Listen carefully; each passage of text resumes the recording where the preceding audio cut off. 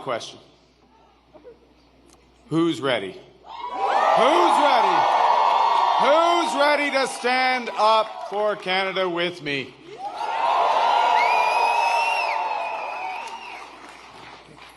And who's ready? Who's ready to build Canada strong? So right, the question is, whose coat is this? Whose coat is this? And who's ready to bring this coat in? Because it's very windy at the moment. So that's the difference between whose, who is, and whose, who does this belong to, or to whom does this belong? Thank you very much. Don't forget to subscribe. There'll be more of this coming along, real English.